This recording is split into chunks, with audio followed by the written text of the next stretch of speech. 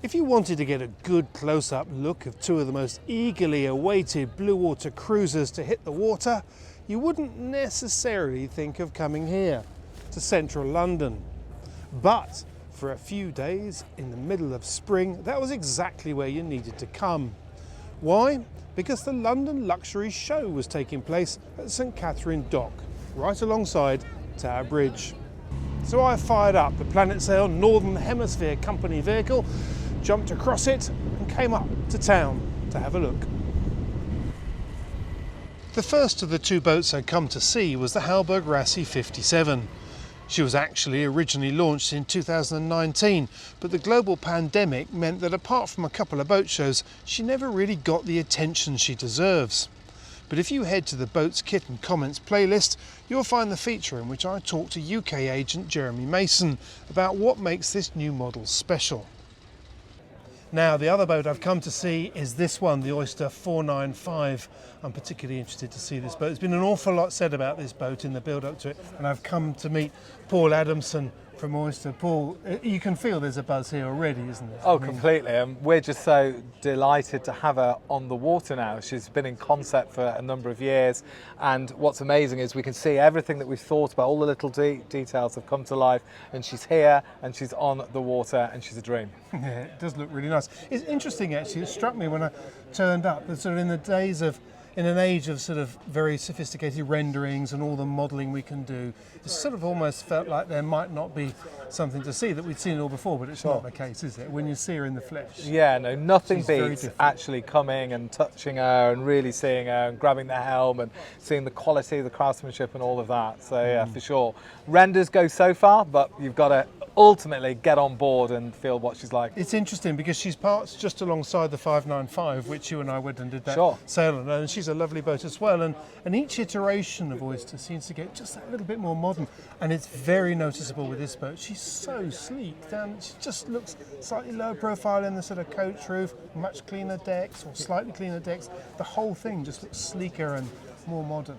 That's right, and you know, we're big believers in, you know, that we must keep innovating and evolving the yachts, gently evolving the yachts, that actually, because you know, a core part of Oyster is trust within the yacht, and reliability is really important to us. And so you can evolve too quick, but actually keeping that gentle evolution in terms of learning what we've learned from all of her bigger sisters and all of the Oyster yachts that have gone before, and then putting new touches into this yacht and slightly different styling, slightly different things, and things that maybe we thought about for years but now is available in a modern technical world and things like that. So yeah, you'll see that this is really the next generation of Oyster yachts beginning to come through. So very exciting, and we've put a great suite of sails on board as well, and all I can say, Matt, is there is no sailor in this world who wouldn't enjoy taking this boat to weather, sheeting her in. She's got the tweakiness, she's got everything you want, yet she's a really well managed yacht. So you can sail her anywhere in the world, she'll look after you, and she's got that quality and craftsmanship that every Oyster has. Well, of course, you've just set it up for us having to go off and do that. Obviously, we can't do that right now. We can't do that right now, but we are going to do it very, very soon. We are indeed. In the meantime, can we have, before the crowds of people climb aboard your beautiful boat, can we go and have a quick look? Yeah, sure. Let's go and have a look. Let's go and do it. All right. Well, here we are on board the 495. She's amazing, huh? Yeah. And you look at the feeling of space that you get, and we've really maximised the space in the saloon here, and we've added to that by pouring huge amounts of natural light down through, you know, Oyster's signature wraparound deck saloon windows here, which of course are opening, so that's perfect for natural ventilation. And when you're anchored in the Caribbean, you just pop that up and the wind comes straight through the boat, which is a really nice feature. But also space. I mean, you can see here I've got a large wraparound settee here. On the other side we've got the same thing. This table here, as an option, can be dropped down into a daybed, and so you push a button and the table drops. There's a cushion that goes on the top there, and on this side a TV pops up and you can sit and catch your favourite movie. Now, one of the ingenious things about this boat is the layout, and really deciding to go for this U-shaped galley here really opens the saloon up.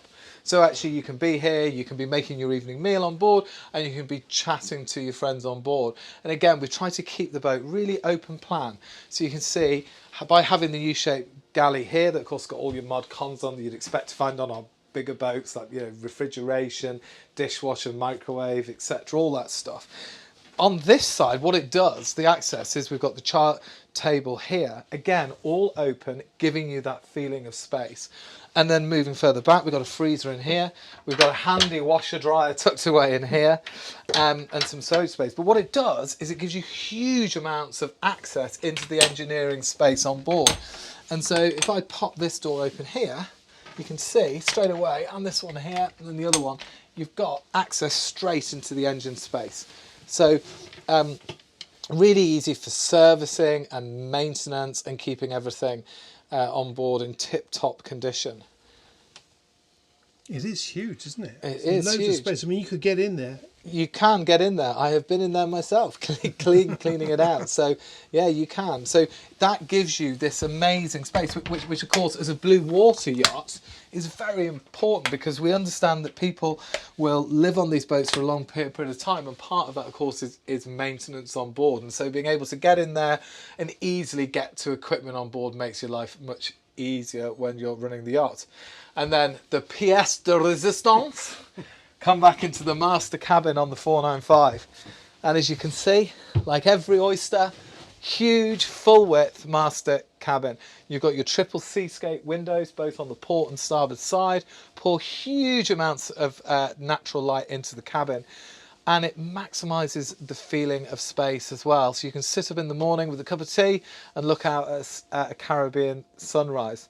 One of the clever things we've done is, when you go into the heads here, you'll see we've managed to tuck the shower in just on the other side of the engine room. So that's allowed us to have that layout. So a nice load of space in there to have your morning shower on board. So if we move through here, then what you'll find here, navigation station, you've got all your mod cons here. And then as we go forward, you've got, you know, this beautiful saloon to entertain in, but forward again, you've got your forward guest cabin. Like on her bigger sisters, nice big double island berth in here, all the mod cons, and the Oyster skyscape window as well, and large hull ports, again, to get, you know, large amounts of light into the cabin, making it feel nice and light and airy. There's also ample stowage in here to stow all your things when you're sailing offshore.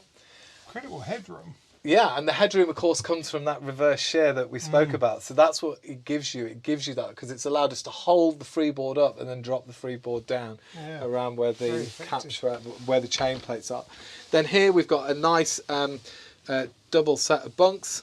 So again, good sea berths there. So you know, she can comfortably sleep 6 on board if you wanted to. Here's your forward heads. Again, loads of space. And round into the shower as well. Again here, you know, cockpit space. We've managed to get this really nice cockpit space here. Plenty of room to sit down. You've got your chilled champagne in the fridge here. Again, you know, lots of room. We've got it nice and sheltered and protected. And again, by having the non-overlapping head sail, easy to tack, but also again keeps the sheets well away from anybody in the cockpit here, so it's very well sheltered and looked after. Then moving back, again we've got the twin helms, and therefore you can walk back and forth. We've looked at the pedestal, sunken footwells, solid backrest, so you can sit here and you can be really safe and secure whilst you're sailing offshore. There's a lot of options on this boat. This one's got retractable bow and stern thrusters. That makes parking a doddle really easy to do. And again, all your controls, all autopilot, plotter, all to hand here.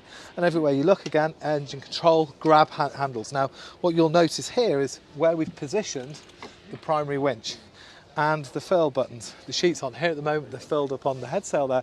But again, what it does, you can sail this boat from sitting here.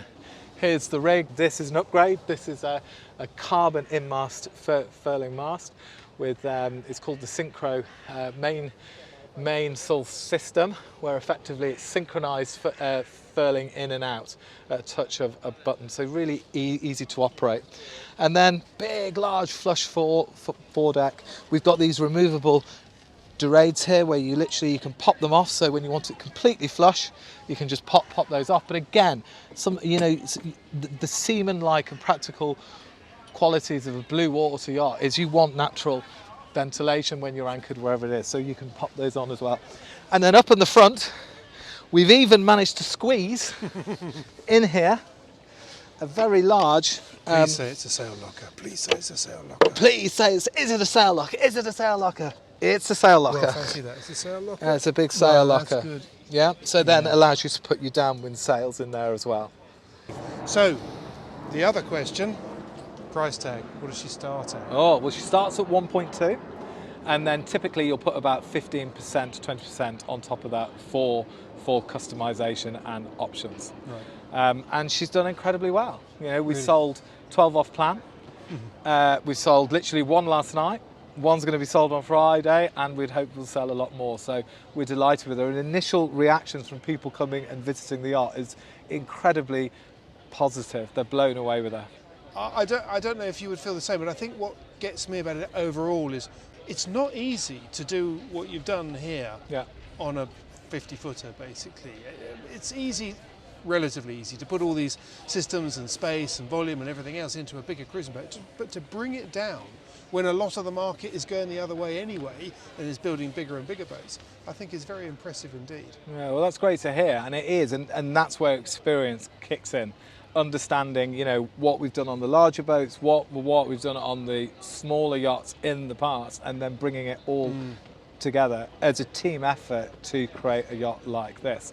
And it's not easy, and sometimes you have to, you know, make different decisions and work it out, and there's different parts, you know, especially with the Oyster DNA of craftsmanship, reliability, quality, you know, all those things. It's really important for us because we know that this yacht will spend long times at sea and also probably visit some of the most remote places on the planet, and so she needs to look after the people that are sailing her and be a pleasure to sail at the same time. Brilliant, Paul. Thanks very much for showing me around. It's fascinating. You're welcome, Matt. Anytime. Good luck with it. Looking forward to the sail. Yeah, bring it on. Not the money sale. Yeah. You know, no. Well, it is about time, Matt, you actually got off the fence and bought an Oyster, isn't it? Yeah. I'll go and find out tonight. Yeah. Fair enough.